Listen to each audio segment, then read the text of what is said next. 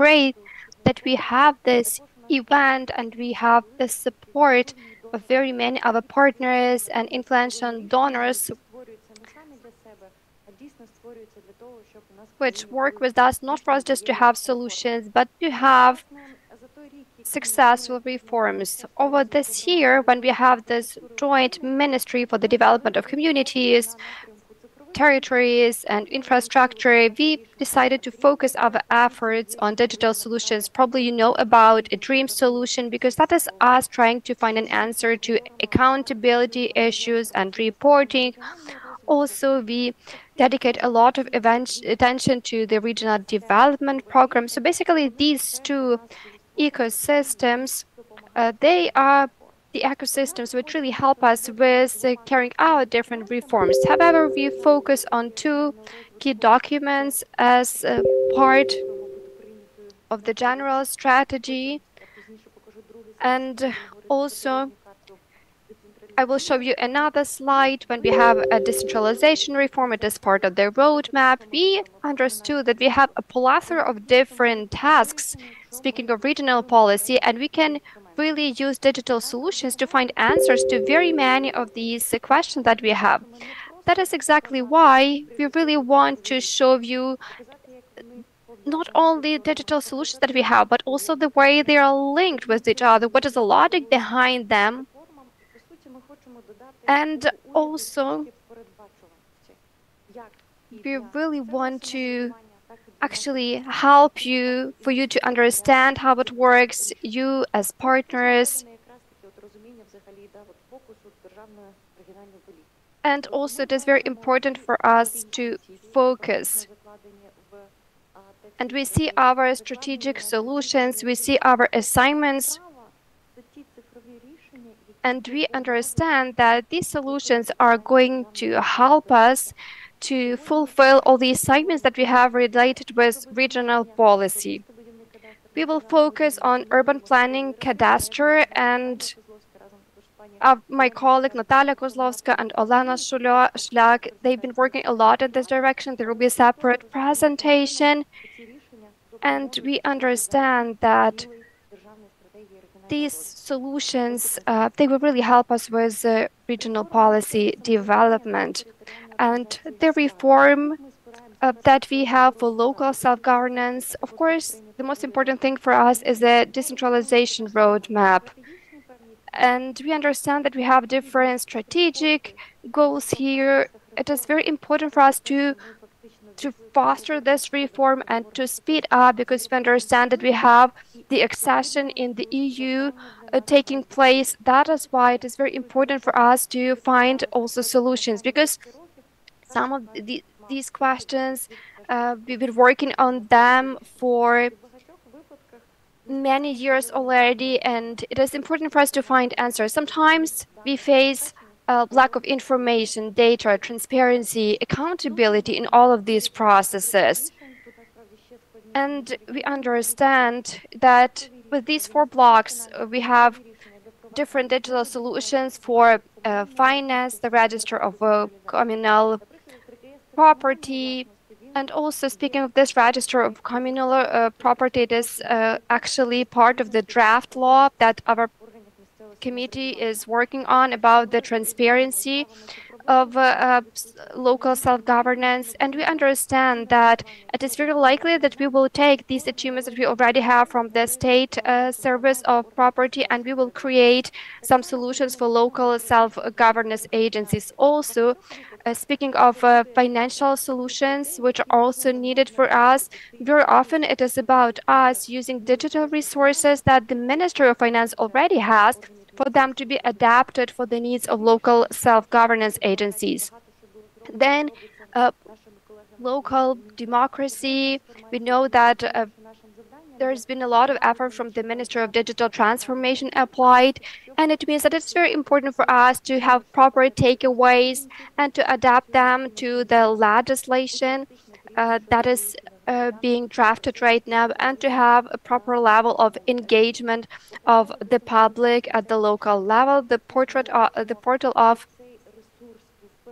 digitalization, it is very important for us to focus a lot on communities, for communities to have their own tools, for them to be co-creators of these resources on the portal, and actually to combine it with other digital solutions which are state-owned and which are not just information resources, but they also need a certain level of protection of information, authentication, because it is not only about communication, it is about enabling these reforms and to make sure that we can really step up this process.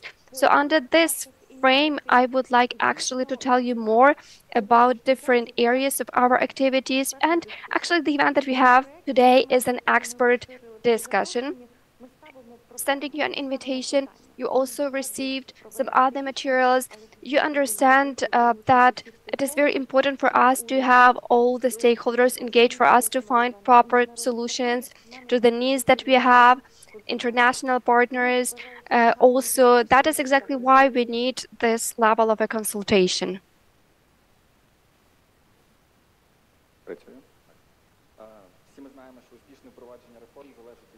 We all know that it is very important for us to have synergy of our efforts, legislative, executive entities, agencies. That is why I would like to invite Olena Shulyak, who is chairman of the Verkhovna Rada Committee on the Organization of State Power, Local Self-Government, Regional Development, and Urban Planning. Thank you for having me here, and we understand that it is impossible for us to have any strategy, any state policy without digital solutions, digital tools.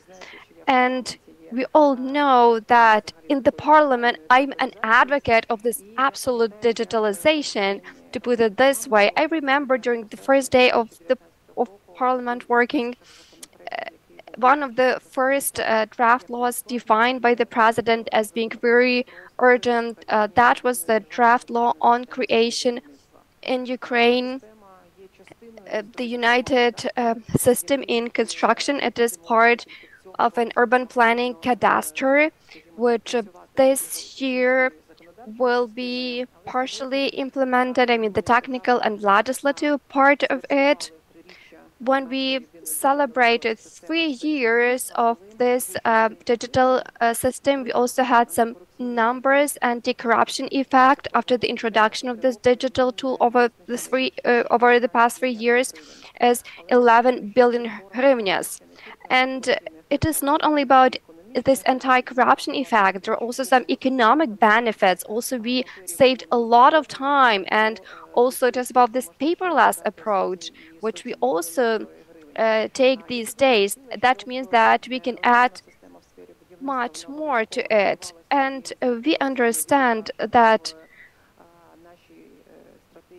in our strategy, the development of regional policy, together with our partners, with the Minister of Recovery, Digital Transformation, TAPAS project, we continue working on the system being expanded, and we have this tool also used for other institutions, for the national for the National Agency on Corruption Prevention.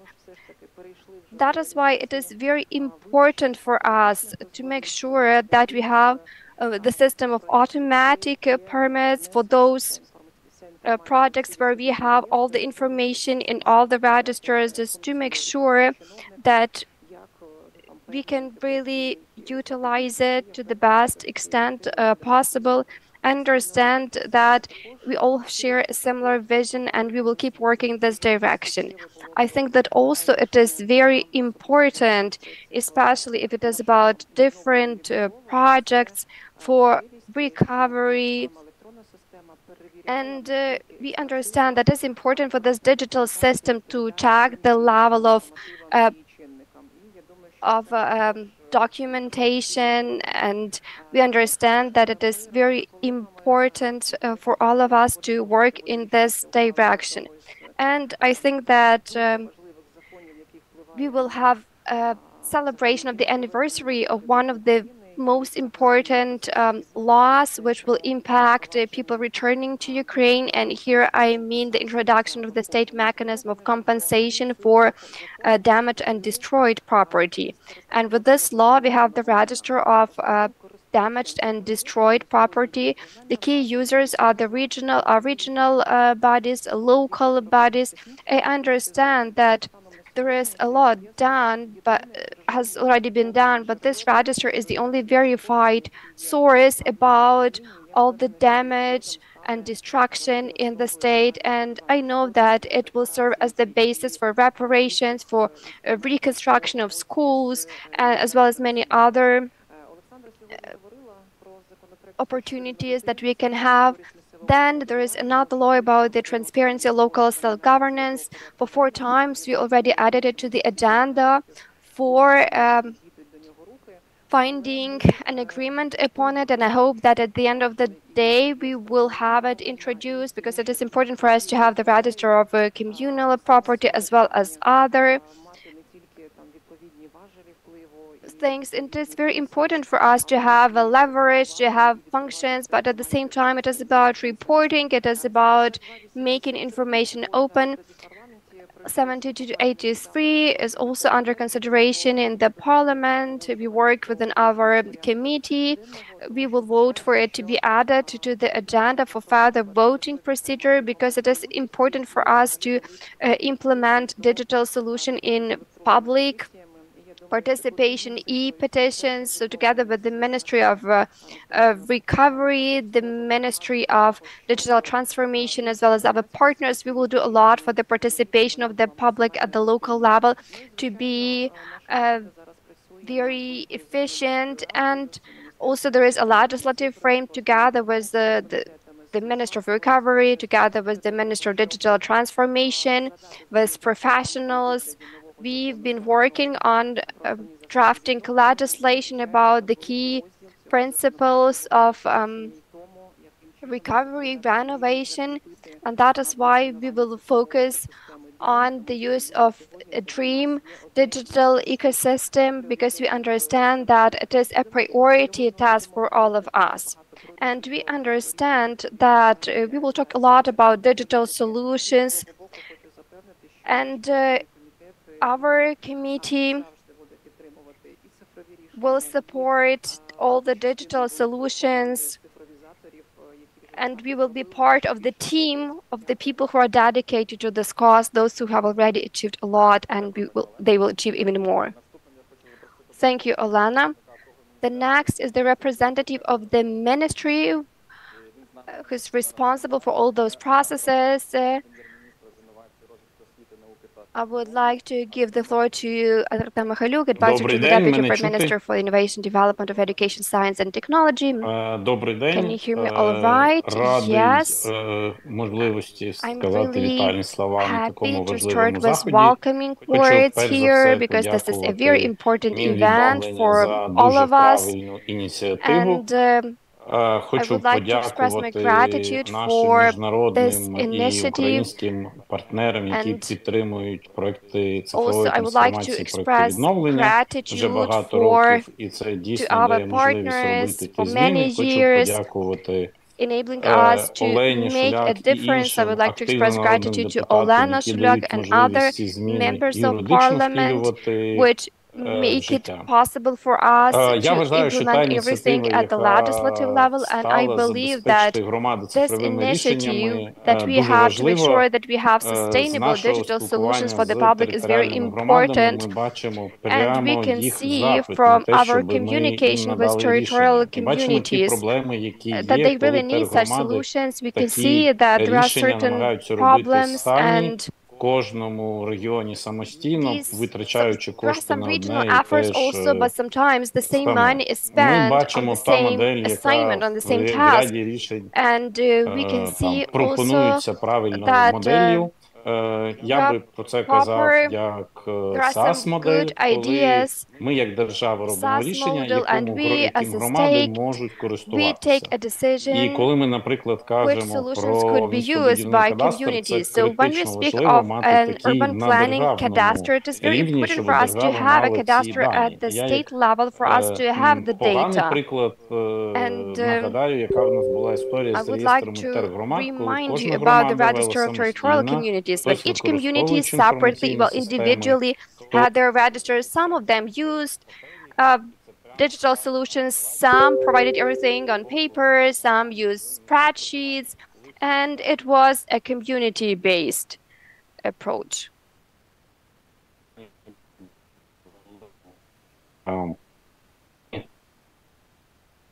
І коли всі ці дані були акумульовані на центральному рівні, when we had all the data consolidated at the central level, it was possible for us to save some cost. That is why I believe that it is very important that we have these solutions and that we have these resources.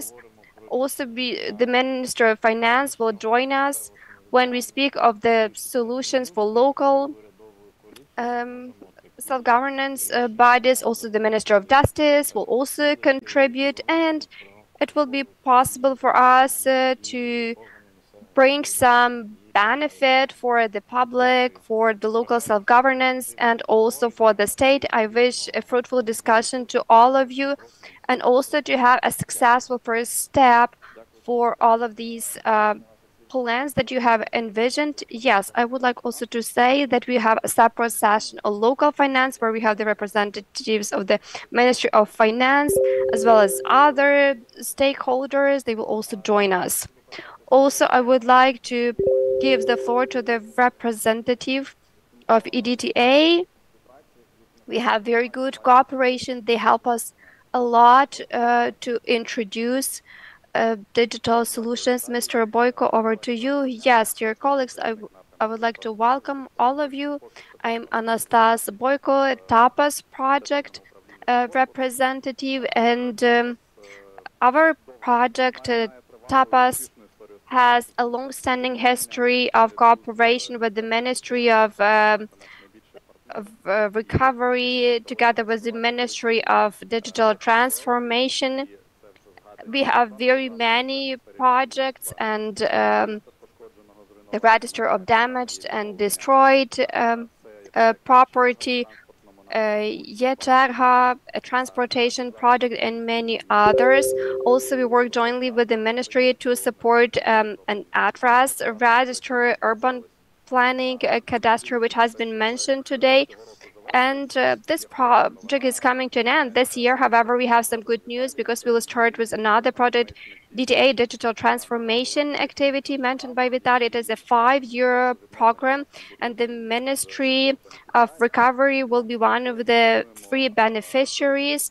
And our plan is to continue cooperation with digitalization for effective renovation and recovery. And on top of the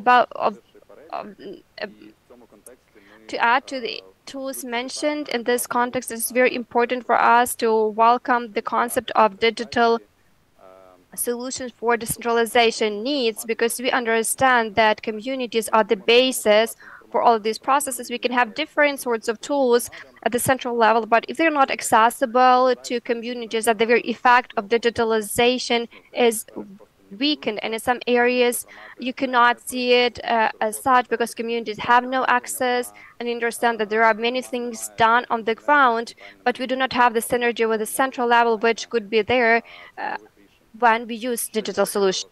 Important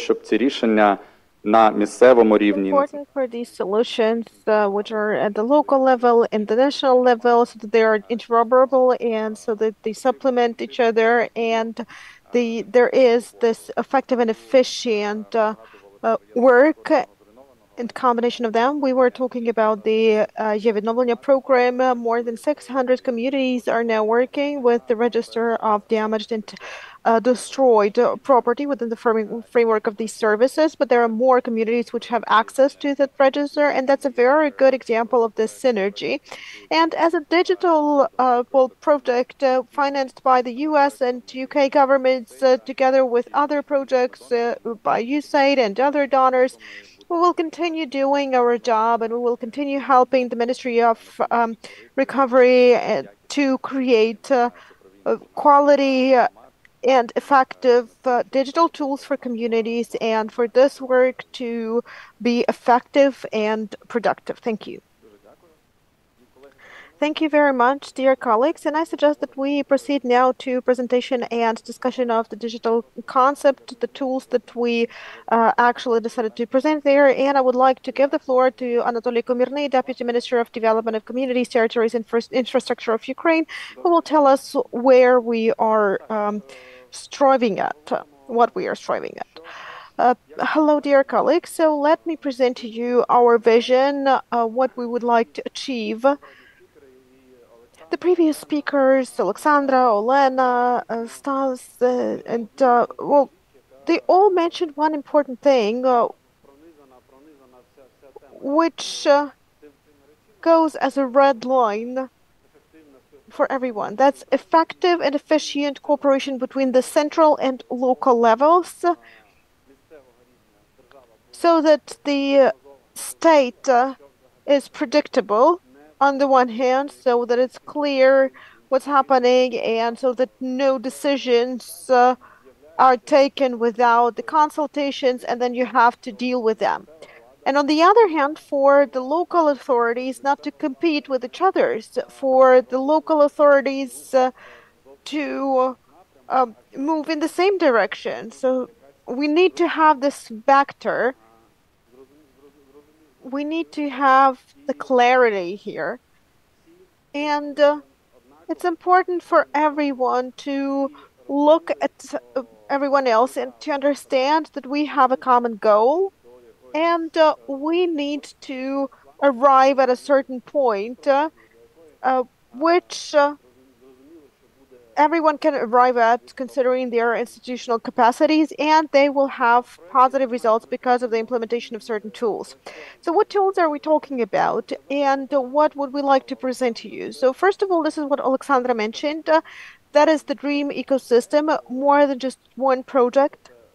We have discussed this, and this is our success story, starting from the register of damaged and destroyed property, where people enter their data. And we understand that the system seems to be single, but it's not about centralization. We understand that all the processes are governed by the community who enters this data, verifies the data, works with the data.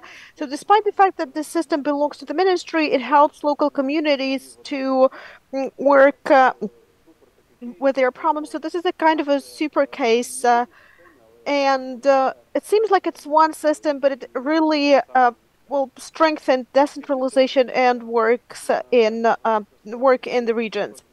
Then accept this register. Well, we should have a look at Dream, because it provides even more functions, broader functionality, and the communities have more possibilities to add their projects, to share their vision of the development of the projects, and they can show that they are ready, that they are capable of managing large-scale projects, large-scale for their communities, of course, but to show that we all follow the same rules, we all work according to the same rules, and we all are ready to manage these projects. So on the part of the local authorities, this has become more predictable for everyone, and when the government creates such tools, it becomes more predictable for the communities. I'm not sure how many of you worked at the local level. I used to work at the regional administration, and when you get similar requests from 3 different ministries, but you have to fill out 3 different tables because the information is pretty much the same, but the formatting is different for every ministry. So you might spend like 2 weeks sending the same information to 3 different ministries or even to 3 different departments of the same ministry. So this actually overburdens people in the regions, and these decisions with single digital tools allow to do it all in one place. So you submit the data, and then this data goes to the ministry which needs this data and which would like to process the data in a certain manner. So where are we at the moment? So after these success stories, we realized one thing. So each of us, the Ministry of Recovery, the Ministry of Digital Transformation, and other ministries have already developed many interesting digital projects. And now is the time to ensure synergy, to make sure that our tools work at the local level, to make sure that our tools provide added value not only to us at the level of the ministry so that we can see and predict certain processes, but for these tools to become accessible and available to the local authorities. By the end of February 2024, we are conducting expert consultations, and we have to finalize the concept. We understand that some of you, while working and while communicating with the local bodies of power, have encountered much more problems and gaps. You know about them and you can help us with them. So you can contribute to this concept to make sure that it's not just on paper, but it's an effective tool which can actually be used. Therefore, we introduced these expert consultations because we want to get information from you. We want to understand what is your vision, how the same Logica software, which is used by the Ministry of Finance, can be used in local communities. What is lacking? How about the Ministry of Justice? They have their registers and many other developments. How can we integrate them? So this is what we would like to achieve by this meeting, so that all experts who have a vision, everyone who has questions or reservations, are free to voice them. Since in the end, after this small circle, we have to get a great concept which will really help people. And you can see that by the end of March, we have to approve the concept. And this is not so much time, but we can speak forever. We have new technologies appearing every day, and we can keep improving the concept endlessly and never achieve a result. That's why we have very clear deadlines, and we say that by the end of March, we want to start the approval process, and then we will pass it on for the adoption by the government, and then we will start developing the implementation plan. It will not work otherwise. Well, as they say in Russian, the best is the enemy of something good. So, if you strive for perfection, you may get caught in this endless loop. So, as the previous speakers have already mentioned, there have been certain key decisions on decentralization taken. So let's talk about DREAM system. DREAM is about transparency of this project, but the question is what kind of projects these should be, why these projects, who took this decision, and what is the decision based on? So after these questions, we had this idea of developing a geo-informational system of regional development. Those who used to work in local bodies of power, they know what are the regional development plans. These are piles of paper which are difficult to read, not even speaking about comparing these documents. And it's difficult to have a quality comparative table to see the progress of the region starting from 2000 and on, because these regional plans have been accumulating for many years already. And the question why they have been doing these things and not the other things. So nobody can do it at the moment. So what we would like to do, we want to make these plans machine readable so that we have a clear understanding where the region is, what the region is striving at, so that they say, I am a tourist region. I am an agrarian region. My KPIs are like this. We're striving for this. And the system will accumulate this information, and we will have the understanding why these projects are there, why this region wants this. We will have this, well, ability to, audit everything, like starting from the idea and vision and ending up with small or scale or large scale projects which are implemented and monitored through DREAM. Then urban planning cadastre. So we agreed that we will not be speaking about it today, so no spoilers, but there will be a lot of interesting information there. We'll have a separate presentation on that by Natalia Szulak and Natalia Kozlowska. And I'm sure you will like what you will hear.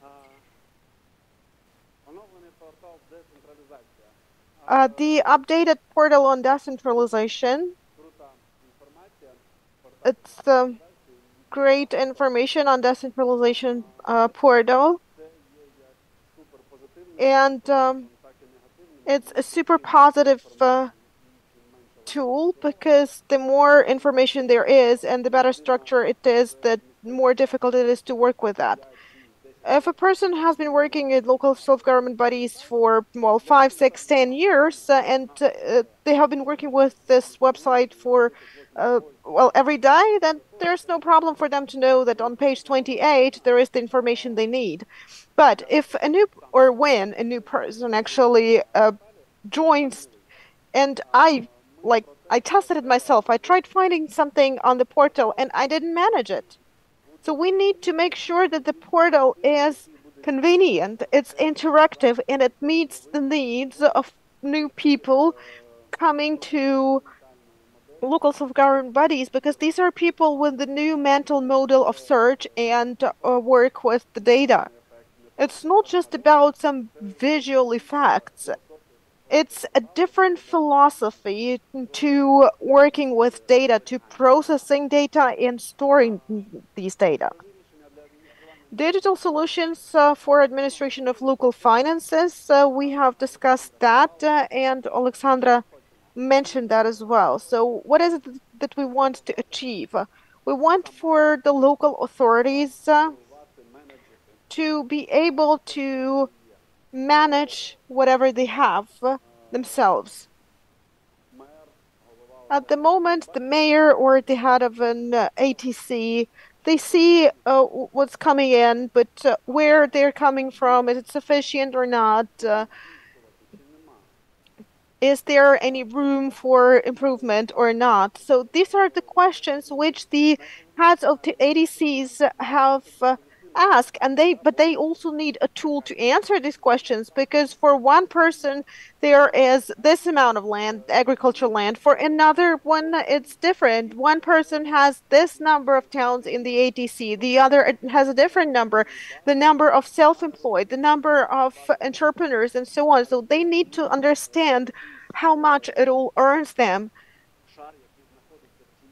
And then there's also some shade sector, and it has to be stimulated to change their approaches. And then again, maybe they have never done the re-estimation of land cost, because it's profitable for someone to pay less to the budget and keep something to themselves. So there are many examples and many problems in the regions, and a clear BI system, a monitoring system, a management system for local finance will let people manage the finance, will allow for seeing the direction and to understand why a similar ATC gets the same amount of funds and develops well, but our community cannot develop as quickly as they do. So, and that will also be, well, the basis for questioning the capacities of the local heads of ATCs. People will be asking, why did this community manage this and why haven't we managed to do this? So this is a tool for democracy, and that's basically leads us to the next item, like digital tools for implementation of local democracy. Because when people have clear information, they start asking questions. Why so? Why they have this and we have a different situation? What's wrong with our management? Then the register of municipal property. It's as a separate item here on the slide, but this is a kind of another element of the chain, because for many local communities, it's a big share of information, and they have a lot of municipal property. They rent it or they manage it themselves, and it may be done efficiently or not efficiently. So it's again the matter, well, of well, how it is managed. And there a number of municipal enterprises were closed because they were not profitable, but they have been functioning for years before that, and people were paid salary and so on and so forth. So digitalization will allow us for changing the situation, and we will be able to work together with the local administration. As we say in Dream, everybody sees everything. So in that situation, there's no space for manipulation or fraud, and so on. The Dream ecosystems. I can speak for 10, 20, and even more hours about the ecosystem. This ecosystem. So just briefly about the main figures. I always look at the slide because the figures change every day, and every day we have some training sessions, and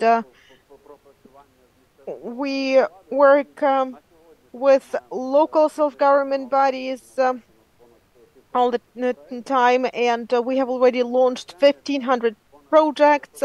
We have trained more than 500 representatives of the bodies of power. Training sessions are conducted all the time, and on Friday I will go on a business trip to Kharkiv, and I will be speaking with the locals on the topic. So that's something we do every day. Then GIS of regional development, that's what we have already discussed.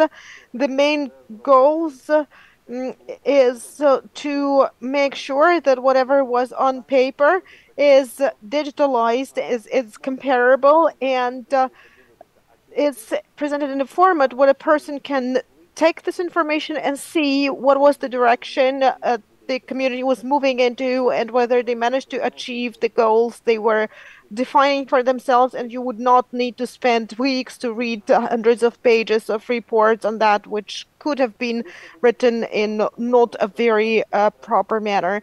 Urban planning cadastre, well, will be presented separately, so I'm not going to talk about that. But in fact, there may be many other projects like that, like the register of the digitalization of the local self-government registers. They may be not that powerful, but all this has to be done to systematize the data, like the register of decisions taken by local self-government bodies.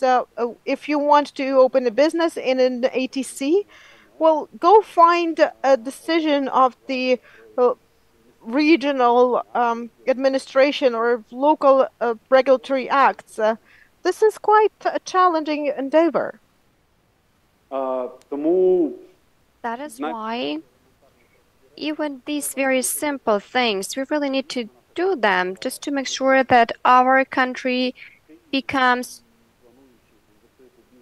the data becoming easy to use.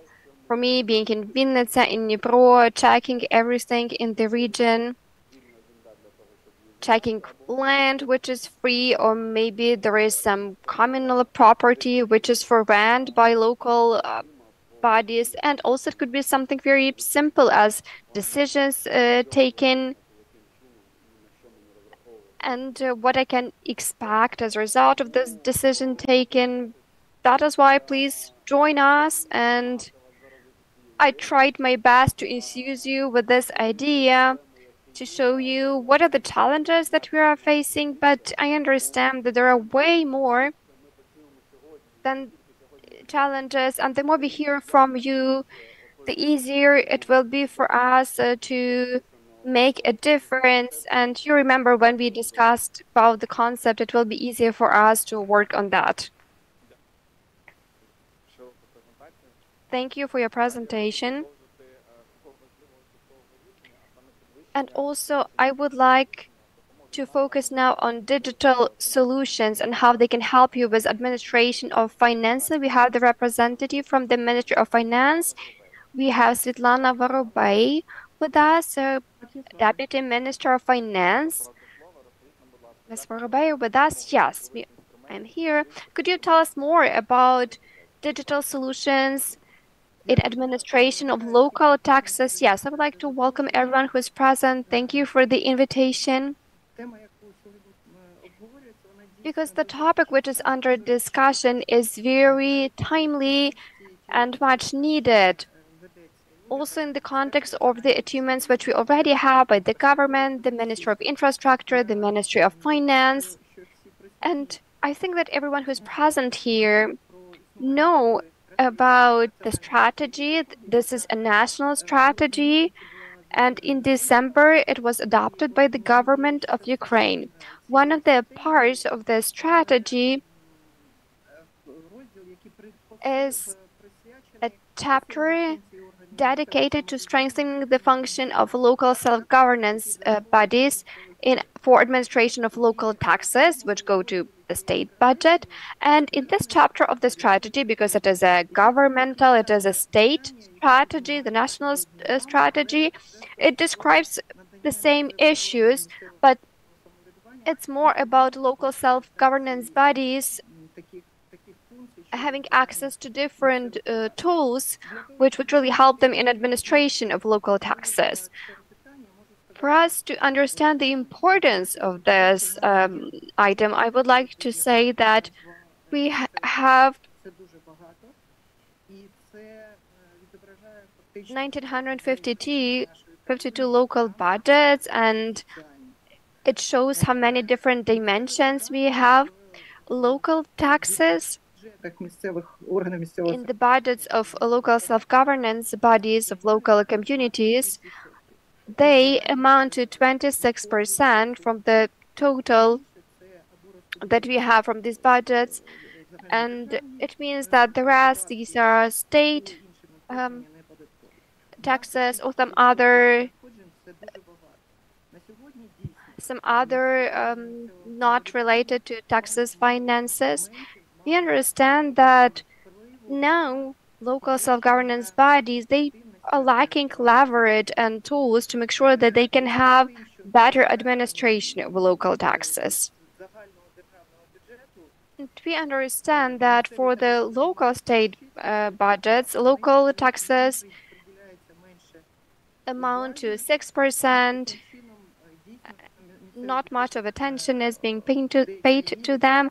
That is why, to some extent, local budgets are suffering. That is why, when we have more functions of local budgets for administration of local taxes, it is a very important task and it is a very important issue. Digitalization, also digital solutions provision, would result into a more modern and effective way of working. That is why in our ministry we will 100% be of support in this line, trying to find these solutions. I am grateful to the authors of this concept for their invitation for cooperation. This is a project and we already have some considerations as far as expansion is concerned, and maybe amending probably your concept as far as administration of local taxes are concerned. I'm not going to delve deeper into it. However, I would like to say that before we start applying digital solutions, we need to create a concept of increasing the powers of local self-governance bodies for administration of local taxes. I would like to repeat once again that we have the national strategy, and that is exactly where we plan to incorporate this idea. So that decision about widening of these powers, we will try to achieve it. Now, for this concept of the national strategy, the Ministry of Finance has drafted a legislative act about additional powers for local self-governance bodies for administration of local taxes. This draft law was submitted to the ministry, including the Ministry of Infrastructure. As far as I know, they do not have any remarks to it, and it has been approved by the ministry. That is why it could also be a very important step in the direction of stepping up our efforts in digitalization. And thank you for this very timely work of yours. Thank you for your invitation to cooperate, and I hope that together we will bring the change, because it is a very challenging agenda, communicating with the local self-governance bodies, those which are responsible for administration of local taxes. We understand that we have sometimes very different ideas and decisions generated at the national level. It is very important for us to be wise, to find a compromise which would fit the needs of the state and local budget. The decision which will be supported by will support local budgets, financially viable for the state and also for local budgets. And here I would like to ask the authors in their concept to have a separate chapter which would also mention the sources of financing of this program, which will ensure that we can have and implement digital solutions. It is of the paramount importance for our efforts, for our changes, not to be more costly than additional finances that we receive.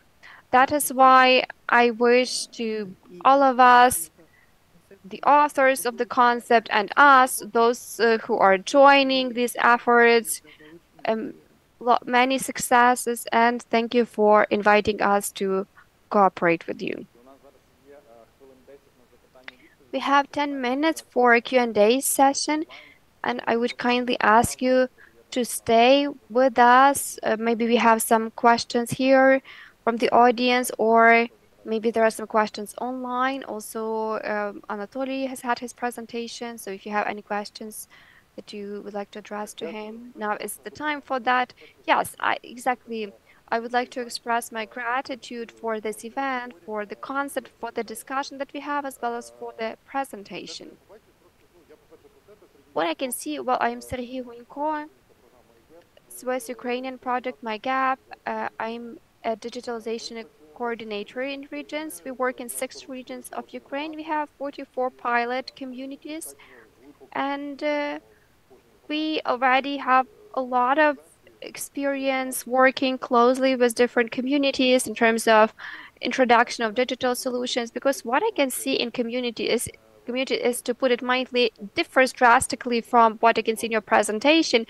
Well, maybe you focus more on bigger cities, but mostly when we speak of smaller communities, well, maybe it is covered in the concept. I'll be honest with you that I haven't read it yet. However, there is a big problem in communities when we talk about specialists. They lack human resources there. In particular, when we talk about digitalization for communities, I think that this is the biggest challenge that we have faced. I heard from Alexandra that the idea about decentralization to create different like accounts, but what about the critical mass readiness? Maybe we will just have empty space because on the level of communities, there are no people who can fill in all of that information with these tools. That is why the level of digital readiness, about preparedness, I think that this is the biggest challenge for us. At least this is what we can see from our experience. With regard to the solutions, I think that the demand is for documentation. This is what I haven't seen on the slides. I mean, those systems aimed at decision making primarily. The system for decision making, I think that is a priority, because if you have a small community, when you reach out, you understand how pragmatic they are, because in small communities you cannot really introduce something very major if they do not see the benefit for the community. So you say that it's digital documentation system, and they say, well, we don't really need it. And then you have this explanation that 30% of time is spent by people to carry these documents from one office to another one. It saves a lot of paper, printing materials like ink and all of that. This is just a comment that I wanted to share with you with regard to decentralization, because we use a decentralization website. I think it is one of the best websites that we have. Well, maybe there was, I don't really know why you failed finding some information, because I always succeed whenever I need something. Well, if you have an idea to develop it further, that's great, of course. This is just my personal experience. And referring to communities and making the decisions of communities public. But we know that it is absolutely mandatory, especially if we talk about regulatory type of decisions. We have Alexandra, my colleague, she will speak about that a little bit later. And we have our platform, which is called Svoyi, a constructor for communities, for services, providing administrative services. And communities, they are ready to make their decisions public, but there are so many formats that they use. We try to consult them on that, but when we have one unified portal or one tool which would consolidate the information from various websites, that would be really great.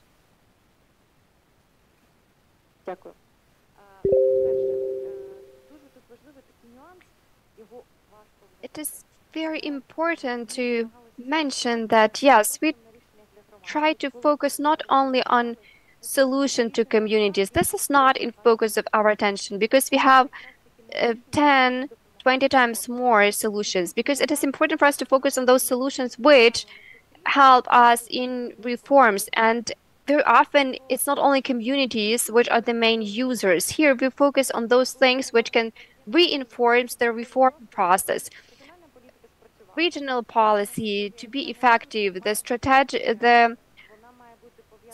of regional development, it has to be very realistic. It is related to finances. That is why monitoring is key. We understand that monitoring of state policy, you know how it works. We have the ministry, then we have the regional level. Now we also have monitoring of our decisions in different sectors, whether it is aligned with the strategy or not.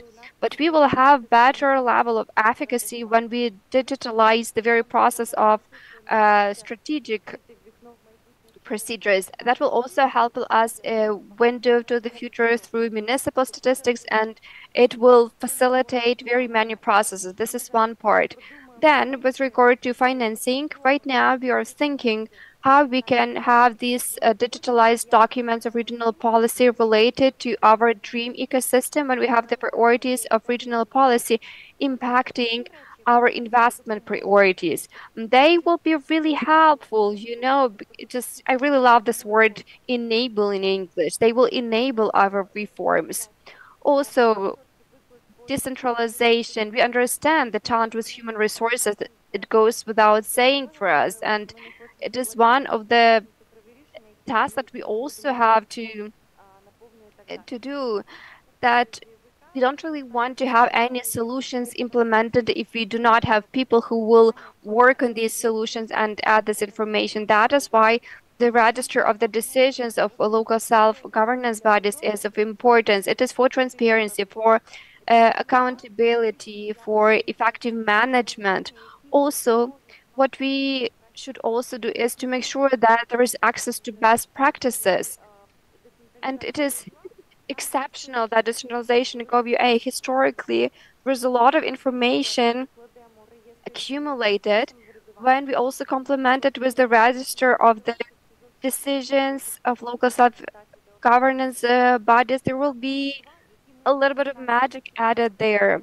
Another phase, let dismiss the technical and legislative part, and Zahir's expertise is very important here as part of the introduction of the oversight of decisions taken.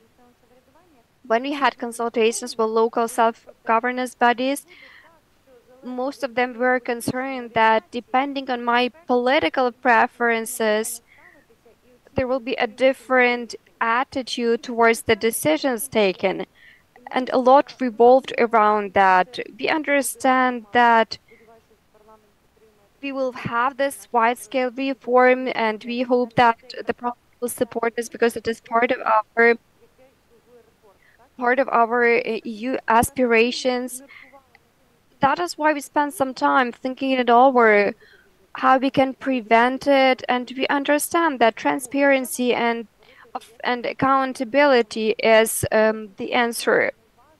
When we have this register, that will be a great platform for us and for prefects, and it will help us to mitigate these risks when we have some political stance taken. And thank you for your comment. Thank you for joining us, because the Ministry of Digital Transformation, they work for the communities and they take into consideration their decisions. We are not user at the level of the government, but we understand what kind of solutions are needed for other reforms. That is why synergy also matters here. Yes, Alexander has already provided her feedback, and it's important what I heard from you, because that was not so much of a question, it was more of a comment. And yes, you mentioned that people use different formats for the same task, and you're absolutely right, because if you have unified formats, it will really help us to save lots of time. For example, instead of spending 30 minutes, you will spend 5, especially if we take into consideration the lack of human resources, which we already have. And we understand that most people use social media, and the interface of programs that we have, it has to be very similar to social media. It has to be very user-friendly for people to understand how to use these solutions. It's, we are being very realistic. We are not wearing pink tinted glasses. We understand that these have to be simple technologies, user-friendly. It is important for us to take a unified approach here, because if you have a person who who from Poltava, and if you have the same tools, they will go together with people, and it means that you can use the same solutions regardless of your whereabouts. That's also one of your important things to say. Thank you for your answers. The first deputy head of the All Ukrainian Association of Communities. I used to be a mayor, and at the time I was trying to implement these solutions. We managed in some cases, and we tried multiplying that, but in some cases it was difficult to multiply. So you could see that there are very few people like that, and that's why thank you very much for working on that. And there's this thing I would like to say. We're at the Kyiv School of Economy together with them. And together with 5 or 6 communities, we did the analysis of the readiness and preparedness of the communities to shape their policies based on data and analysis and collection of data. And we could actually share the results of this research. This is number one. And number two, the Ministry of Digital Transformation. We had a working group on digitalization, and we worked very actively for about a year, and we developed certain tables and the plan and the pathway. So it would be very good to have this joint meeting so that this is not lost and so we could combine these efforts. What concerns the municipal statistics, which was mentioned, what is very important here is that the statistics today does not let us take quick decisions. The data are taken from last year or the year before last, and it doesn't let you respond quickly or take quick decisions. So it's very important to amend the legislation on statistics so that certain analytical centers have the possibility to open the data for a quick response, for quick adaptation of the policies. That was just a brief remark, not to take too much of your time. My name is Natalia Starostenko. I'm from the Project for Regional and Local Development. Alexandra, Anatoly, thank you very much.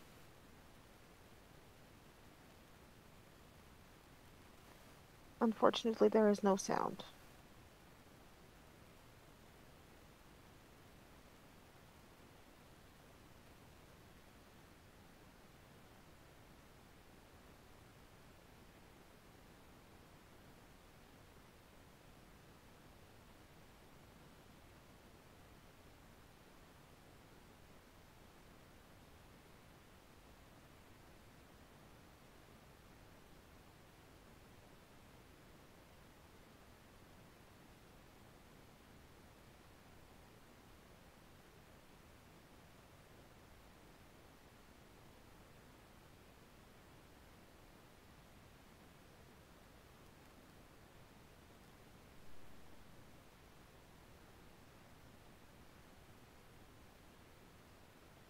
Ми тоді побачили, що існує дуже багато таких. So we saw that there are many different sources of financing. So I have the following question. Are you planning on having a digital tool to finance digital regional development? And I would like to say that we are at your disposal because this topic is very interesting for us. So we would be happy to work on it with you. Thank you very much. That's a very important question, and we will try to work with this in the following way. First, when we speak about financing the regional policy, we have to speak about the State Fund for Regional Development. And at this stage, the bad piece of news is that we don't have finance for that in the budget for the near future, but we hope that it will be back with the support of our European partners. We believe in that because together with our team, we have been working on the solutions that could help reformat the State Fund of Regional Development so that it's not just a grant basket, so to say, for the projects which only provisionally follow the state strategy for regional development. We are now working together with our counterparts from OECD and from the Polish government and within the U-Lead initiative. And we are supposed to have these 3 packages or 3 baskets, so to say. So the first package would be the package that would be the closest to what we wanted to implement last year in terms of the participatory budget. It shouldn't be a big one, but we need to have it because we need to develop the tools for participatory budget and participative democracy. This is very important for us as a country which wants to develop as a democratic country and as a strongly decentralized country, and where decentralization does not stop at the level of the heads of the communities, but reaches all the citizens. The second package should be the grant package, but it should focus on the territories which have suffered the most. Obviously, the territories which have lost the most in times of war should get grant support from the state, from the state tools, because the importance of this tool is cannot be overestimated. And the third package, which should be the biggest, these are the loans, cheap credits, which are very accessible, and they should be aimed at development projects. And here we have a very strict correlation with the national regional development strategy. And we believe that thanks to the initiatives of the Ministry of Finance and the legislative initiatives at the Parliament, we will be able to give the communities more possibilities, and then our work will be to give these preventive mechanisms so that the communities do not go broke, but actually develop, so that we ensure the maximum participation. We don't need another credit institution there. We need commercial banks, Ukrainian banks, international banks, the banks that will see that this is the real regional strategy, this is a local strategy, which takes into account this and that. And this is something that has been thought through, and it should bring about economic results. In that way, we will be able to extend the basis for finance in the regional policy. And we have been studying a lot, and we have been consulting with our colleagues and our counterparts from the European Commission. And this has the potential of becoming the Ukrainian cohesion policy. In Europe, they have 4 of them. We have only 1, and this is only theoretically at the moment. So I think that if we do all the work this year, then next year we will be already going back to the tools. Thank you. Thank you, colleagues, for the questions. We still have many presentations. Thank you, Ilona Havronska, an analyst on strategic planning from the UNDP. Thank you for this presentation. It's very interconnected with the concept of coordination of the planning documents in the regions. And I also see this possibility of looking at this GIS system, which is to accumulate the data on regional development. And this is partially also connected with the question, how is it connected with the central planning documents in the cycle of the policy when we build on the data from the previous periods to take decisions for the next periods.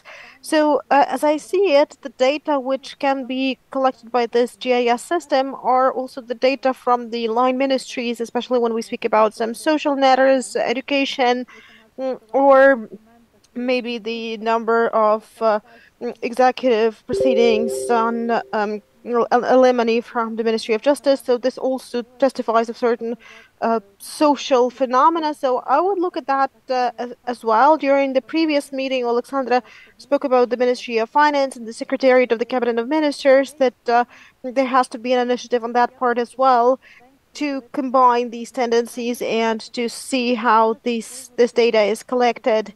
And what concerns local finance, the question is, do we have any standardized standards for accounting for local communities? I mean, the accounting standards and managerial standards. Because when it comes to the business, they already have this requirement to follow the international standards and reporting formats. For the Ukrainian business, it's still lagging behind a bit, but it may lead to certain investments into business. I think that similarly to that, the community schools could also follow the tendency, and we could start by trying to make it the same for everyone and to make it public. Thank you. What concerns the first part of your question, I will be happy to continue our work, because we have a draft resolution on indicators that will ensure monitoring of regional development. We've had many discussions with the line ministries, but if we also add our work on municipal statistics, there will be room for work there.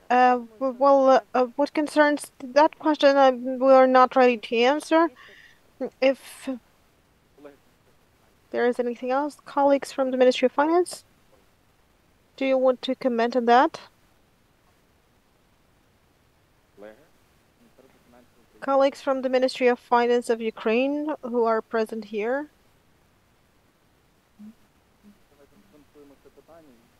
Well, let us put this question down and we will get back to you with the answer. Hello, I'm sorry, I have some connection problems. Unfortunately, the colleagues who deal with this matter are not participating in this event, but if this is an important question, you can send us a request and we will answer. Thank you. We will do that. Dear colleagues, I suggest that we continue because we still have some presentations to go. And I would like to invite Alexandra Radchenko, the coordinator of the e-Democracy Component East Europe Foundation, who will be speaking about local democracy. Thank you very much. As my colleague said, we work together in the Swiss Ukrainian program e-governance on e-governance, and I would like to speak about the digital tools and solutions which are already available to the communities and which can be used. They are free to connect to. The only thing is that there's some lack of stuff, as my colleague mentioned, but we were trying to make this solution work in such a way that they are user-friendly and they are easy to is used. If a person knows how to use a computer, they shouldn't have any problems using these particular tools. And today I would like to show you two big platforms, the ecosystems for digital solutions, which are offered to the communities. And the first one is the SWE platform. It offers 5 tools which can exist separately, so you don't have to implement all 5 of them. You can use only the ones which your community needs at this moment. The first one is the municipal chatbot, and this is a channel for communication between the community and its residents. You can have a look at the directory of the agencies. You can get the news and notifications there. Also, get information about the services or assess the work of certain municipal companies. The second one is a website of a community. So if a community needs to update its website, or the previous website was very outdated, or they have lost the connection with the developer and cannot maintain that anymore, so they can use this tool to make their website. And what is the benefit is that you don't need to engage additional IT specialists to maintain the website, and usually any specialist working at the city or village council can publish the information there. Then the next tools is the system of registration e-line. So this is an additional and useful functionality to make an appointment at an agency or an institution. And there is, in the communities, they also have the Centers for Administrative Service Provision, and they also need their portals or their websites, because they focus mainly on the services on which people are looking, information which people are looking for, and this website could be integrated into the state services portal. And the last tool is self-service terminals. They can be installed in the institutions and agencies in the communities, and you can pay for the services there. You can make an electronic appointment there. You can have a look at the electronic directory, and all these systems are integrated with each other, so they are available for everyone, and connected to the digital democracy tools, which I'm going to talk about. And DEM is the platform of electronic democracy, which is a platform of tools and services which are built to ensure communication between the residents and the bodies of power, so that the residents are engaged into and involved into the decision-making processes, into the process of allocating local funds. And speaking about the statistics, we prepared statistics in autumn last year. It's already changed a bit, but that's the general tendency. So the tool which is mandatory in the communities according to the law, these are the local petitions, and this is one of the very popular tools in Ukraine at the moment. At the moment, 392 self-governed bodies are connected to that. I'm talking about local self-government bodies because this tool is also connected by oblast and rayon councils. The matter of how they use this tool is a separate question, because the tool is mostly used by the communities, but this is the tool which generally shows the demand in the communities to these or those services. We conducted the survey in the first couple of months after the full-scale invasion, and we were tracing how the statistics of petitions changed, and we realized that 1/3 of all the petitions submitted were connected with derussification and decommunization. So this was, already a tool to understand what topics are most important for the communities at a particular moment. The second one is the public budget. Public budget has been suspended because of the full-scale invasion, but I have to note that in 2023, about 20 communities of Ukraine voted for public budget, and 2 communities with a regional center, these are Vinnytsia and Lutsk, and in Lutsk they had a very indicative approach.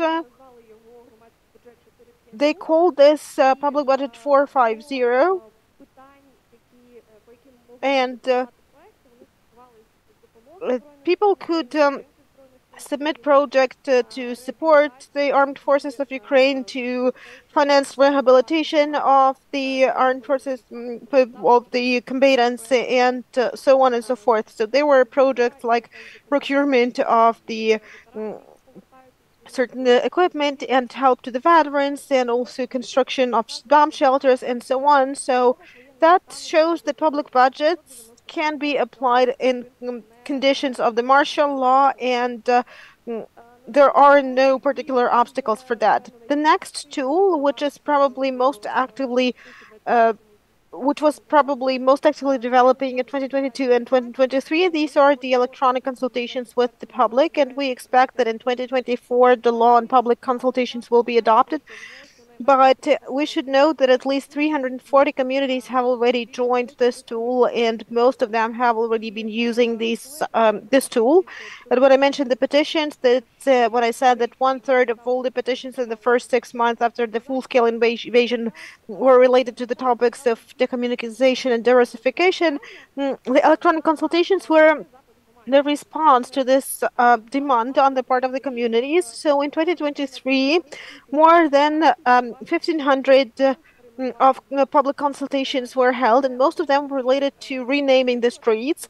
So this is the example of a trend which is very noticeable, but these electronic consultations can be used in very different manners, and we could discuss different topics, for example, renaming the towns, or using the surveys on the election to the youth councils, and also the matters of recovery on the local level could also be discussed through this consultation with the public. So except the surveys, could be some discussions of the regulatory acts adopted on the local level. So this is the tool which shows that the residents are the partners of the local self-government bodies in the process of taking the decisions. There is another tool which is part of a pilot project. This is a school public budget. We have 207 schools in 13 communities which already voted, and 9 communities are on the planning phase. Also, we understand that if you want to teach participation tools, we can start with the school level. And this platform helps us to carry out voting for projects of pupils without the use of electronic identification and personal data. However, we still have transparency of voting upheld. And we can engage school children to such processes, and that could also mean that when they grow up, they will be full-fledged members of territorial communities and they will impact processes related to the development of these communities. And the final tool, an open city and open community. This is the oldest tool. We launched it in 2013. We are updating it. That is why we will announce when we have updates, and I hope that in 2024 we will be ready with this tool. That is everything I wanted to share with you. And you can learn more from our Facebook account, from the presentation. If you have any questions about the use of stats or any other questions, I will be happy to take these questions. And glory to Ukraine, glory to the heroes. Thank you, Alexandra. Then the next topic for discussion, we will talk about accounting inventory of communal property, because we partially touched upon it, but we have the representative from the State Property Fund of Ukraine, and I would like to invite First Deputy Chairman of the State Property Fund of Ukraine, Denis Shugali. Yes, speaking of the State Property Fund and its connection to communal property, a little bit of history here. We understand that we have accounting conducted by the State Property Fund, so more than 1.5 billion of items, units of different state property, and we have more than 30,000 of different enterprises of communal property. These are several big registers dating back to 1995, 1996, 2000. We have discovered that verification of data in these registers have not been conducted. That is why we understand that we have some 50–60% if to speak about how accurate the data is. That is why 1 year ago there was a decision taken that the register has to be, that these two registers have to be one united register, and accounting of this property will be in this unified register, and all state enterprises, companies, institutions, they will add the data. Before that, I worked in Kyiv Regional State Administration. I was a deputy head. That is why I do understand the pain of community. Alexander mentioned in the beginning that, yes, communities, they try to keep their registers. Sometimes they use spreadsheets. Sometimes they spend money of their communities to develop different systems. Some buy ready-made solutions, and they try to adapt them. In some communities, they do not have any solutions. Sometimes people from communities address me, they say that we like to privatize some property. Could you help us and tell us what we have? Because we don't know what, and we don't know what they have in their communities. That is why working on a unified register of state property, we understood that regardless of the ownership, if this communal or state property, I mean, physical and legal characteristics are the same, and just adding this one criteria that it is a state or a communal property is not very difficult for us. Very many people don't know, but every day from the state property to communal property and opposite, we have lots of property transitioned from one to another, and we understand that if it is about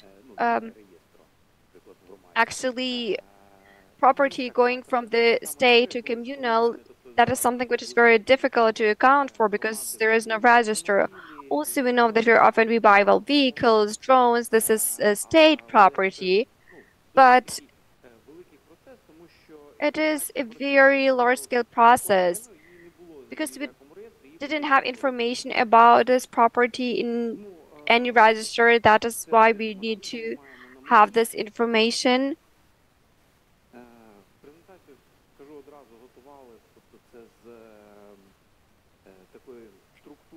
This is the presentation. You can see the structure.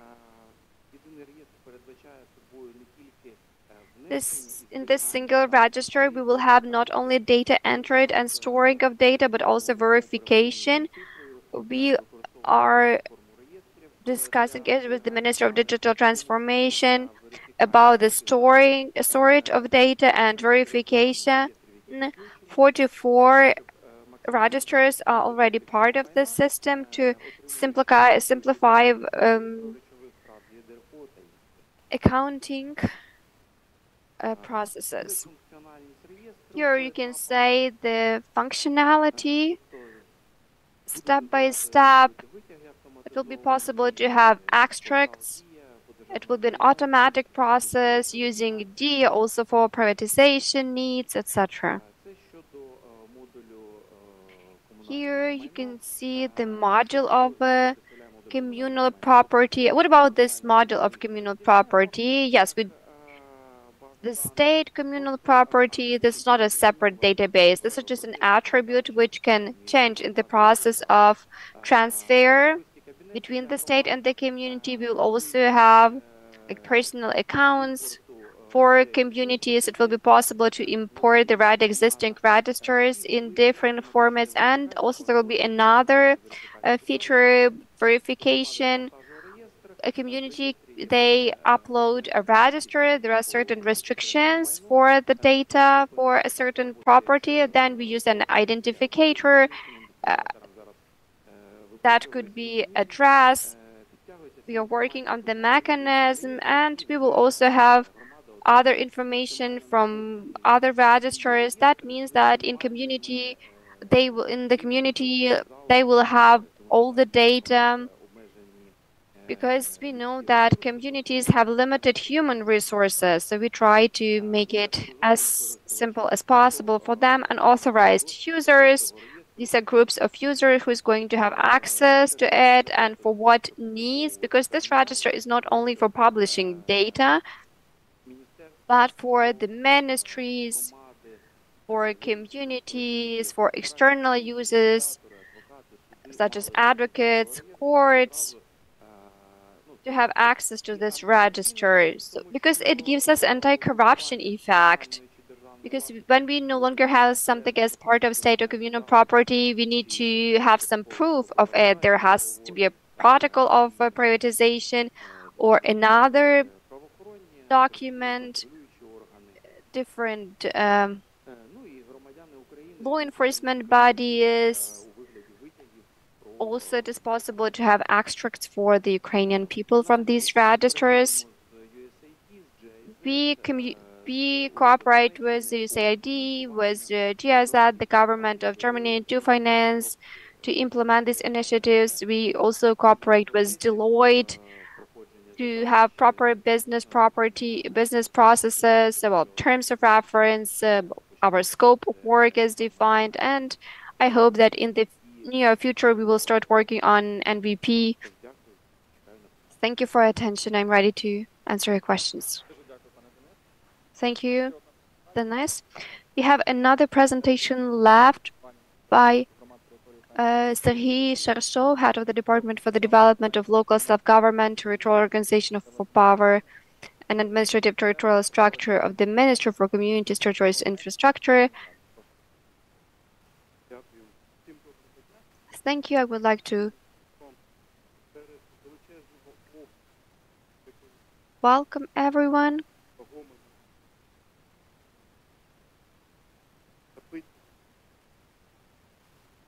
Unfortunately, we have some technical issues with the sound.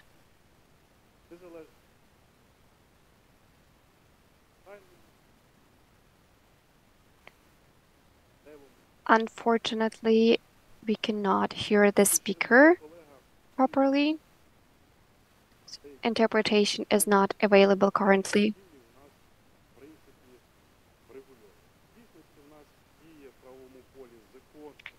Also, we have a law in Ukraine about the access to public information, which clearly defines that those who are responsible for the information are obliged to make these acts public. Also, speaking of some other legislative acts which are part of the framework, speaking of the central executive bodies, I mean the ministries, local executive bodies of local state administrations, there are specialized legislation. We can also find some articles, some clauses, and they oblige them to publish the acts which they adopt. Also, speaking of the decisions taken by local self-governance bodies, it is Article 59, which stipulates this requirement that these decisions they have to be published on proper resources. And also, according to legislation, it is not only about the decisions taken, but also it is about the bills, the drafts of such legislative acts. With regard to implementation of this legislative framework, here we can say that Ukraine has achieved a significant progress. Some 10-15 years ago, any organization, being it a state agency, a local self-governance agency, a legal person, there was this division responsible for different subscriptions to newspapers and other materials where you could find references to different articles, to different norms. I remember when we had different information resources, and you had to take that part and then you had to add if there was if there was a change. Also, there were some other papers. These were like extracts from different decisions taken. And actually, the only thing you could do was to read this information because it was the media, which was the main source for us to learn more about these changes. And of course, there's been a lot of progress in this respect. We all became users of different websites such as Liha, the site of the Supreme Council of Ukraine, where the decisions of at least the central executive bodies are published on time, and we can use this information. However, we have another challenge related to decisions taken at local levels and by local self-governance bodies. When we have different local newspapers, journals, usually, yes, you have these decisions published, and we also have websites where this information is published these days. But we know it from our citizens, also advocate companies and lawyers. They say that there are some gaps and some bottlenecks when it comes to these decisions being made public on such websites. You're absolutely right to say that this is such a game, that you need to play. If you need to find a decision of a local self-governance body, especially if it is a regulatory type of an act, usually they will be hidden somewhere, and it is quite a challenge.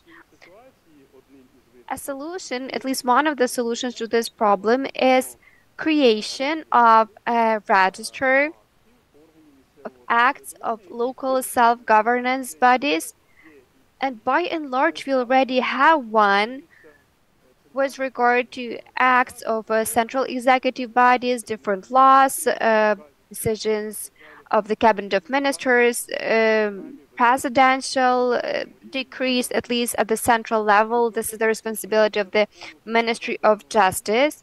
4291 and 98 law is very important because it is something which is definitely going to improve the cooperation between local self-governance bodies and local executive bodies, I mean local administrations. And without any direct contact, they can see those decisions, those acts of local self-governance bodies taken by a community. Respectively, local state administration could consult or provide some recommendations or appeal a decision if it does not align with the Ukrainian legislation. However, here I would like to emphasize that when we have a single register of such decisions, it will enable local self-governance bodies to take a template of different drafts and to take their decisions. On the other hand, we could analyze that and say that if there is a decision, there was a reference to different parts of a law, and when it was appealed in court, or there was the decision that it was a breach of law, taking this opportunity, using these resources, other local self-governance bodies will prevent themselves from making this mistake. That is why local self-governance bodies can pay more attention to different decisions taking, those which did not conform with the law, and also pay attention to different decisions and to understand what is the correct way of publishing and defining this decision. Taking this opportunity, I would like to say that I am deeply convinced that together it will be possible for us to introduce this first step, which on the one hand will definitely help local self-governance bodies to take their decisions in a proper manner. And this is going to be one of the initial steps for implementation of Ukrainian legislation. As far as the issue of us also conducting another reform and strengthening the powers of local self-governance bodies, by these decisions and drafts of such decisions, we will have different users. These will be the representatives of a state power and also citizens. All decisions taken at a local level, they are about people, they are about their communities. That is why I believe that that will be one of very important steps as part of the decentralization reform. Thank you, Serhiy. We have a Q&A session, so we have online and offline participants. Yes, thank you for your presentation. It is such a cool step on our way of decentralization, and we agree that it is very important for us to have this step taken. It is for communities, it is about communities, so our support goes to you to make sure that we can implement the task of this concept. Here I would like to focus my attention on the following thing, because our expectation is that this is going to be one platform, and at the same time, it is my question to you, is it going to be one unified platform for all the registers, for everything we've been discussing today? Because you know that we have very many registers in each sector, in each area, field, domain. We have lots of registers.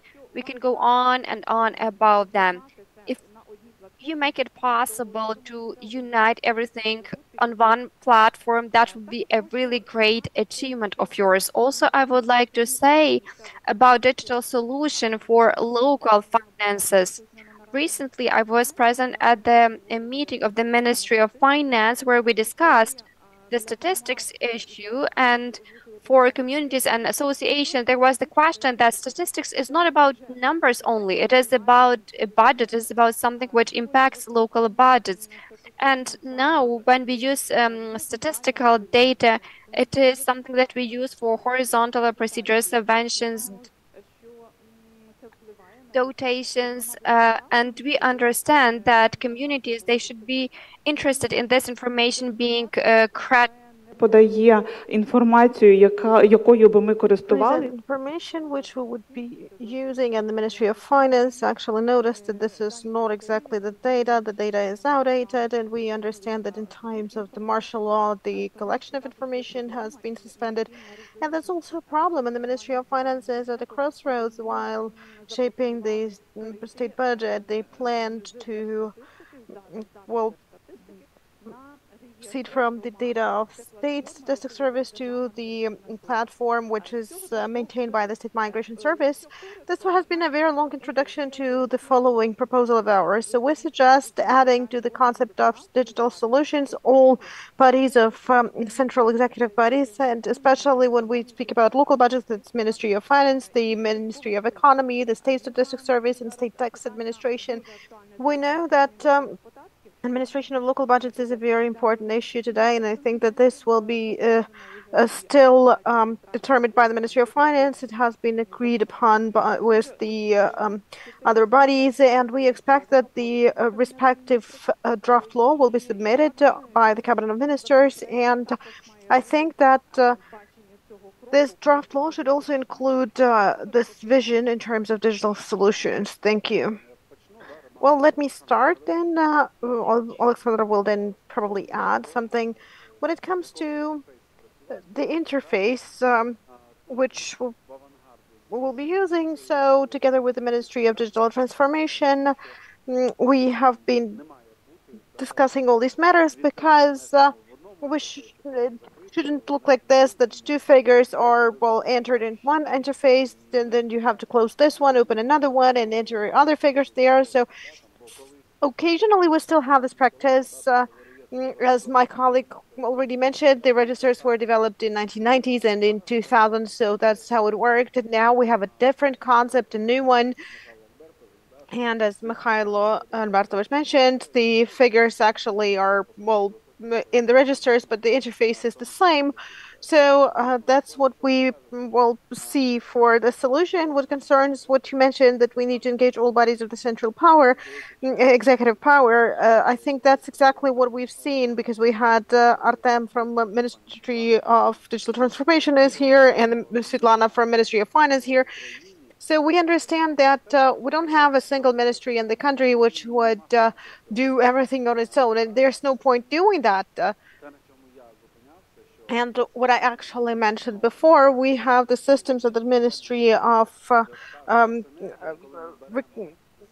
Registration and the Ministry of Digital Transformation and so on. So having the single interface is the synergy which we have to strive for, because the era of these encapsulated registers and systems which belong to a single ministry only is already over. We have grown out of it, and we have to do something more connected to not just 2, but 3, 4, 5, 6 ministries, so that it works well. Thank you. Alexandra? Well, I have nothing to add, in fact. Hello, dear colleagues. Vitaly Zahanin, the European Union Anti-Corruption Initiative expert of the Integrity Group. I have a comment and also a question, so they are rather pertain to the first part, but I also have a short comment to the State Property Fund as well. So first of all, I would like to join the votes for well, supporting this suggestion. This is really on time, and we understand that, well, making order out of chaos depends very much on the quality use of digital transformation. But there's a small risk. If you digitalize chaos, you can have a digital chaos. You suggest a very interesting model, and I think it's great. But what concerns the topic, in the course of the military aggression and even before that, we had quite significant problems with certain territories of the country where we have low density of population. For example, that's the Polisa and Kherson Oblast and Mykolaiv Oblast. And this is reflected in how people can use quality internet there. So for the concept to work well in the communities which are located in these territories, we need to ensure the hardware which the communities use, and also we need to use networks, internet access there, and also the matter of skills, so that's stuff. So hardware, networks, and stuff. These are the 3 things that have to be taken into account, and we might also want to add this to the presentation itself, where you analyze the problems, because I haven't seen it there yet. And another moment is the integration of the existing registers. A lot has been mentioned about that, and I would like to add just a short comment on the topic. You see, we can speak about something that is topical for the Ministry of Digital Transformation and the Ministry of Recovery. So these are the registers of the centers of administrative provision. I think we need to include them into the general network because after that we will have more registers which have been mentioned. And I have one more question, or rather comment, on the algorithm of decision making. We are now talking or discussing the draft of government concept. And one of the paragraphs of the rules of procedure of the Cabinet of Ministers speaks about the necessity to prepare the resolution by the Cabinet of Ministers. And in this timeline you showed, I didn't see that. So I saw this point where you want to agree upon it by the vice prime ministers, but then it's not just two vice prime ministers who have to approve it. We need to understand that this concept as a strategic planning document has to be adopted by a decision of the government. And it would be a good thing because it will allow for integration of other bodies of executive body. What concerns the state property fund, you mentioned the register of property, or did you mean the register of immovable property or all property? Because you had examples about the drones and so on. So because these are different things. Thank you. Thank you for the possibility to ask the question. Yes. The register of state property contains both movable and immovable property. So this is a single database. Thank you for your comment and for your question. You see, first of all, it's great that those who work with anti-corruption initiatives ask questions. And as the developer and Alexandra as the political leader of this project, I should say that the more questions we have, the better it is, because in this or that respect, you face certain problems like the lack of data, for example, or low quality of data. These may be different problems, in fact, but this is what will help us, as you have rightly mentioned, to provide a digital solution and not digital chaos, because the digital chaos is the thing we need probably the least. Now, what concerns other things you mentioned, so I mentioned the digitalization of the chaos. Yes. Could you remind me of what the other aspects of the question were? Yes, connection. That's what is super important here is that, well, we do understand that the full-scale invasion actually prevented us from certain plans, but the Ministry of Digital Transformation still has a separate project which actually is dealing with the optic fiber internet connection for all settlements. This project does exist, and it's really important for everyone to have equally good access to quality service. That's the basic need in this regard. So yes, I think we need to reflect it in the concept. We'll discuss it and think it through, but this definitely exists, and this problem is really paid attention to, and the Ministry of Digital Transformation is dealing with that.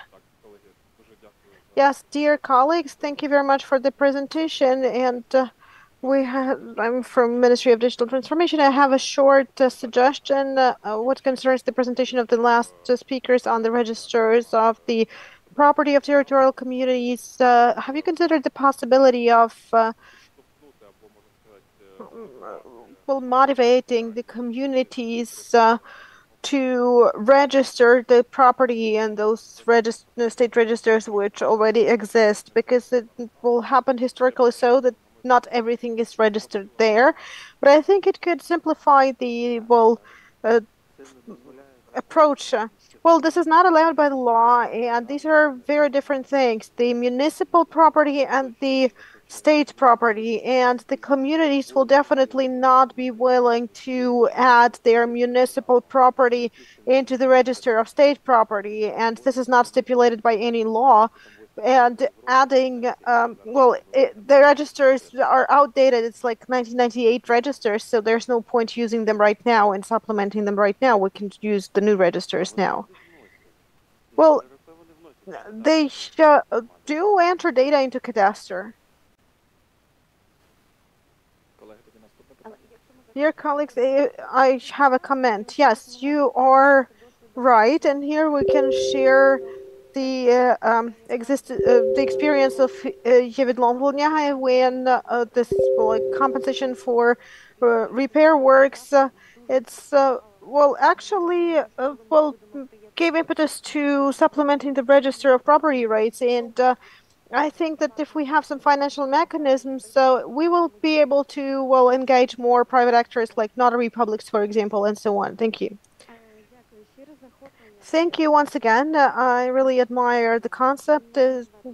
My name is Mariana Kipa, and I represent the International Organization of Migration, the recovery department, and in our projects, we also have the components on digitalization. So it was very interesting and very useful to listen to all this information. And I also like the comments by our colleagues from EGAP and the comments. So I wanted to ask you about the needs of the communities at the level of the communities to prepare or implement or onboard for this concept, because there was a very good comment that the concept is great, but it assumes that you have human resources and at least internet connection. Do all communities have it on the proper level? And some basic things like computers or other hardware. And also then this basic team onboarding for people to understand how to use it, because even if it's a very user-friendly and simple software, there have to be some initial trainings to help people understand how they work. And in this regard, I would like to note very fruitful cooperation with the representatives of Canada within the framework of previous projects. And I should mention that we will have other projects which will include also the digitalization component. And I think that we could have some separate meetings to discuss the possibilities of synergy. That's it. Thank you. Thank you. While you were talking, I was thinking whether it's the same IOM team we are starting to cooperate on municipal statistics, because we have learned quite late that there is a project like that, but I see quite a lot of potential to join efforts, so I think that we definitely should meet and discuss this. What concerns the capacity to train, yes, to be honest, this is one of the biggest problems when it comes to the amount of resources which the country is happy to have thanks to different assistance projects. We understand that we have to approach methodology, planning, and geography reasonably, but training is by default a very important aspect here. The human resources question is more complicated, and budgeting question is also more complicated. In our concept, we are trying to raise the matter of sustainability and institutionalization of those solutions that we are offering. Well, since the beginning of our work, we have been trying to implement digital solutions and legalize them immediately, because thanks to the fact that these solutions are in the laws and resolutions, they keep working. Those that have not been legalized, they are not used for a long time. But budgeting is a huge challenge. As a state, we cannot rely on donors only. This is not right, and it's obvious that it's difficult for us right now, but this is what Elena started from. When we calculate how much we can save due to digital resources, it actually justifies all the costs from the budget. And this document is also about political commitment, because all the solutions that we discuss has a separate resolution, a law, or a technical regulation, and so on and so forth. There's much more behind the concept. But when we speak about political commitment, we speak about the necessity to take thought through steps. But thank you for the comment, and we should definitely have a separate meeting. Thank you, Alexandra. We have one more question. Can I comment on the part of the Ministry of Digital Transformation? Yes. Well, if the comment is on the topic of this discussion, then let's start with the comment first. Well, I can be the next one. It's just that I raised my hand quite long ago, but I can wait and be the next one. No, Artem, please, you go first. I can wait.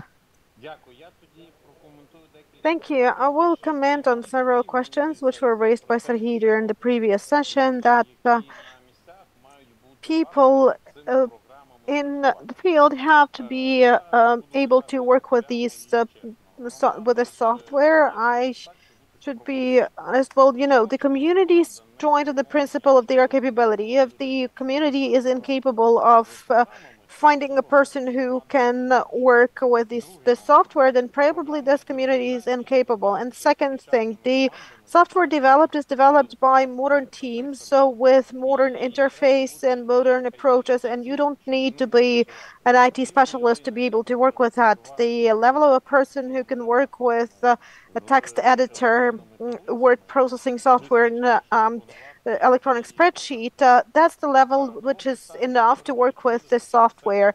The question was whether it will all be united by one interface. The policy is as follows. We are trying to make sure that it's a one-stop shop. Everything is in one place. But we have to understand that when it comes to financial module, this will be the module which is worked with by one group of people. And when it comes to the register of facts of local self-government bodies, these will be other people adding them. So they don't need to have the same interface in this situation. What concerns internet connection, and yes, thank you, Anatoly, for mentioning that. The Ministry of Digital Transformation did a lot and is still doing a lot in terms of the optic fiber connection and also mobile connection. What concerns the wire connection, almost all requests have already been processed. We had the subvention program to finance the provision of internet connection to the remote settlements. And the situation is that everyone who was able to submit their application got the financing and received the internet. And those who couldn't do that, they were helped as much as possible. And I'm grateful to CDT of Oda who helped those communities. What concerns mobile internet, we had a large-scale program for 4G coverage of the whole country.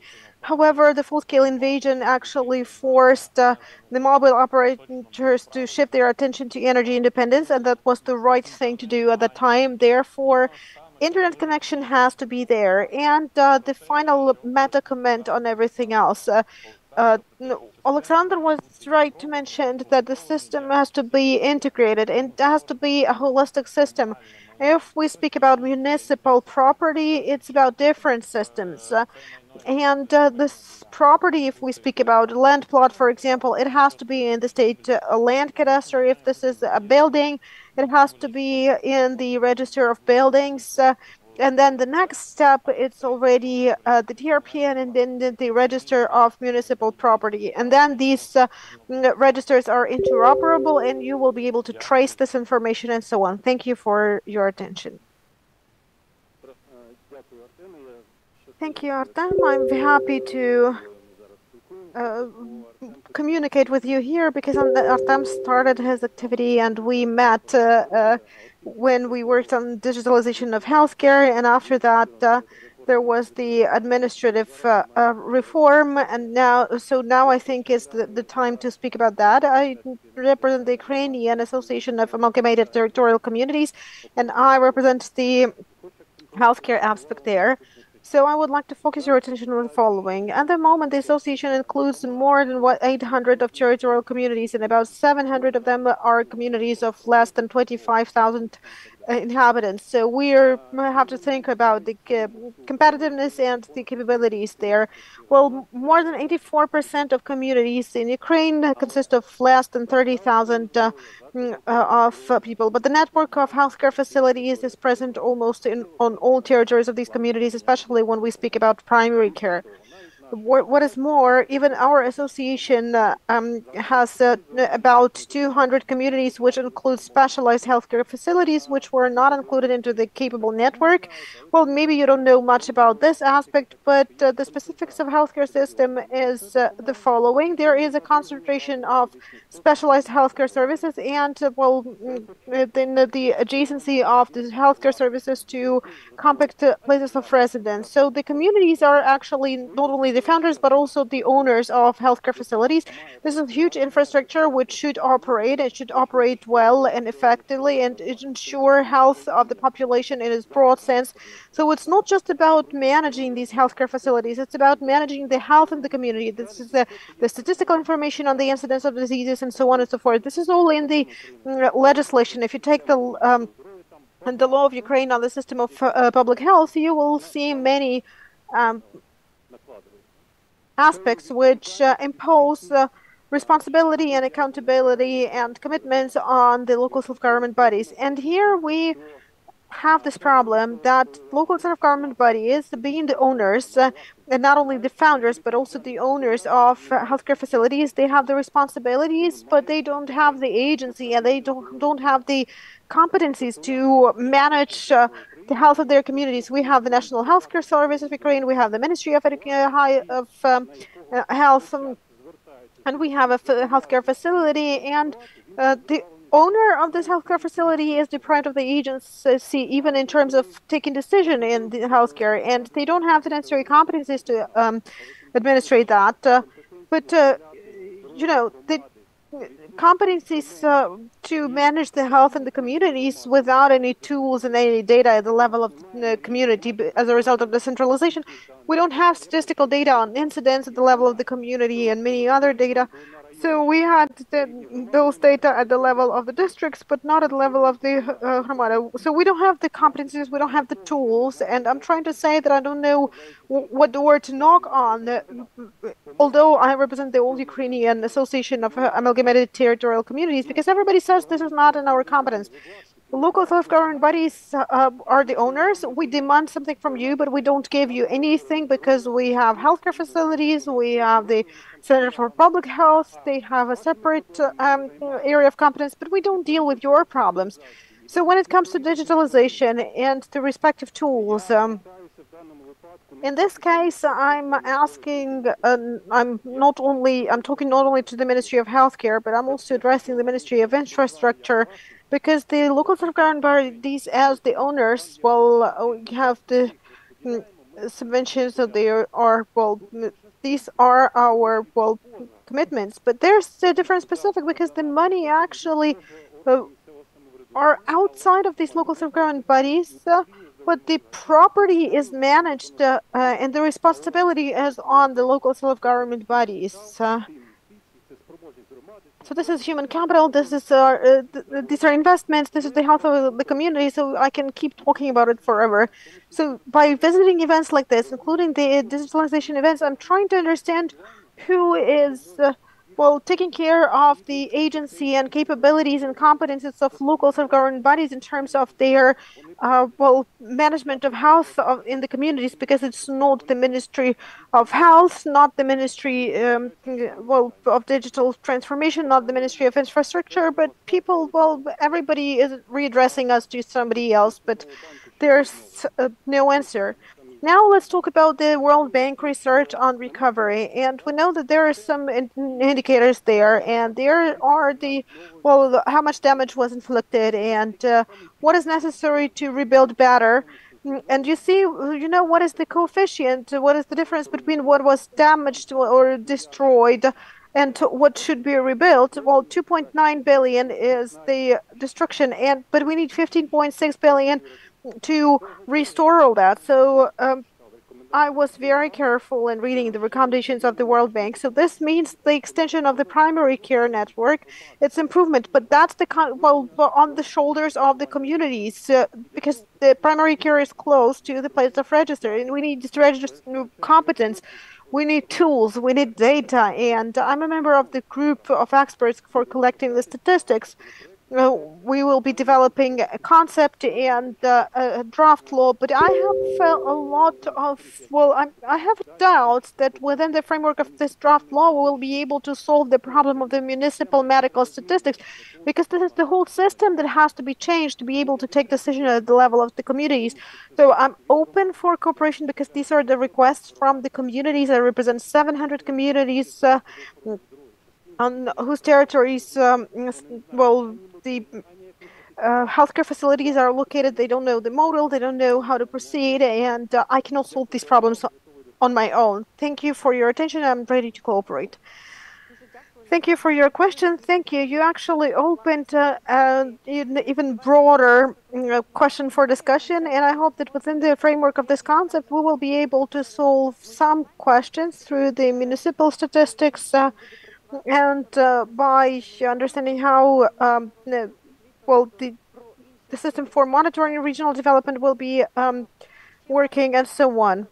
It will be more difficult within the framework of our work to delineate own and delegated powers, because at the moment we approach this from this perspective. First, we separated the things that cannot be delegated, and now we are approaching the matter of of the own powers. And I think that that will answer the second part of the questions that you answered, but this a huge question, in fact, and thank you for raising it.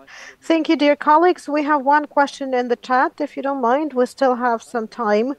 The question to Serhiy Sershov, is it possible to organize the acts and decisions for specific objects and land plots? Well, I think yes, I think it's possible. So that was the question. Yes, I think that I could say more about that. So if we speak about solution like that in specific objects, we understand that this is not just a simple register. This is a system taking data from different registers, and we are now working on creation of the register of the lower type, so the single register of buildings and construction. ОМС, вводячи те чи інше рішення, має послатися на конкретний об'єкт. So we need to refer to a specific object. And if this object is not in a single register, it may differ. Well, so one person is calling this still the Victory Street, and the other is calling it the Barasaysky Avenue. And then we have the non-sustainability and lack of coherence in the approach. So this should be the foundation, and then it will be possible to refer to the address and the register to see the parameters of the buildings in the register and to understand where this object is located. And then we will have a clear understanding of all the necessary requisites of this object, and that it will work. Then we have spoken about that, and I, Artem, and Alexandra have talked about that today. That is possible. This is how it's going to be done when we will start working with all these registers. Yes, Anatoly?